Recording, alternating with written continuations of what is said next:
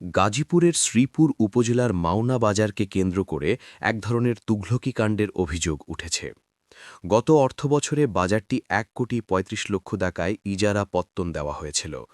এবার নিয়ম অনুযায়ী বাজারটির ইজারা পত্তনের জন্য দরপত্র আহ্বান করা হলে মোট ৫টি দরপত্র বিক্রি হয়। তবে একটি সিন্ডিকেটের কারণে সেই ৫টি দরপত্রের একটিও জমা দিতে দেওয়া হয়নি বলে অভিযোগ উঠেছে। আগামী ৮ মার্চ মাওনা বাজারের দ্বিতীয় ধাপের ইজারাপত্রের জন্য পুনরায় দরপত্র আহ্বান করা হয়েছে, কিন্তু সক্রিয় ওই সিন্ডিকেট দরপত্র বিক্রির ক্ষেত্রেও বাধা সৃষ্টি করছে বলে জানা গেছে।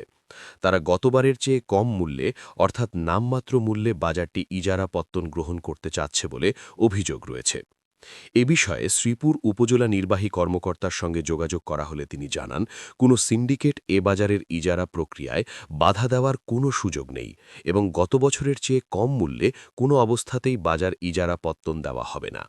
তিনি আরও জানান, যদি গত বছরের চেয়ে ঊর্ধ্বমূল্যে কোনো ব্যক্তি ইজারা পত্তনের শিডিউল জমা প্রদান করেন তাহলে সরকার সর্বোচ্চ দরদাতাকেই ইজারা প্রদান করবে। তবে কোনো অবস্থাতেই গত বছরের চেয়ে কম মূল্যে বাজার ইজারা পত্তন দেওয়ার সুযোগ নেই। শপিং হয়নি, শিডিউল বিক্রি হওয়ার কথা ছিল, শিডিউল বিক্রি হয়েছে। আমার কাছে মাওনা চৌরাস্তার যে অস্থায়ী বাজার তার জন্য 12টি দরপত্র ক্রয় করা হয়েছে, কিন্তু কোনো দাখিল এবার এই বছর হয়নি।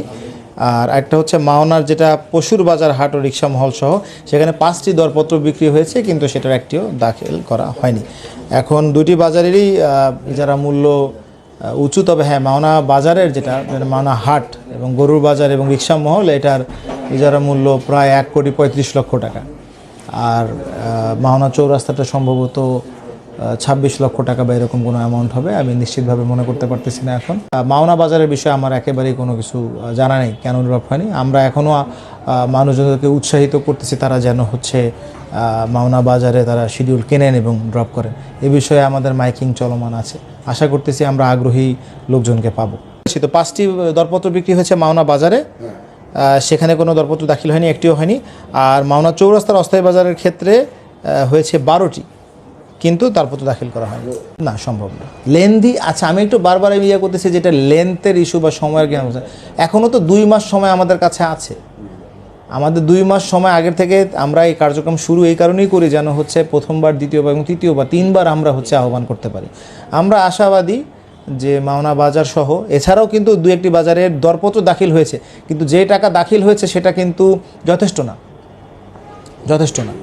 হ্যাঁ, আমি তো দৃঢ় বিশ্বাসী যে মাওনা বাজারের ক্ষেত্রে এবং মাওনা চৌরাস্তা অস্থায়ী বাজারের ক্ষেত্রে আবারও বিক্রি হবে অবশ্যই। মাওনা বাজারের ক্ষেত্রে আমি আশাবাদী যে তারা ইজারা বিষয়টাই আসবে। মাওনা চৌরাস্তার অস্থায়ী বাজারের বিষয়ে আমি এই বিষয়ে নিশ্চিতভাবে বলতে পারবো না, যেহেতু আমরা নিজেরাই এটি চিঠি লিখেছি। এটা মানুষের ইন্টেনশন বা নীতিতে কোনো ধরনের প্রভাব ফেলবে কি না, হয়তো বা ফেলার সুযোগ আছে। তো এই কারণে মাওনা চৌরাস্তার অস্থায়ী বাজারের ব্যাপারে আমি কোনো মতামত বলতে পারবো না। তবে মাওনা বাজারের ব্যাপারে আমি অনেক আশাবাদী যে আরও শিডিউল যারা কিনেছেন তারা ড্রপ করবেন এবং তারা অবশ্যই মাওনা বাজার যেটা নিয়মিতভাবেই যারা হয় সেভাবেই যারা হবে ইনশাল্লাহ।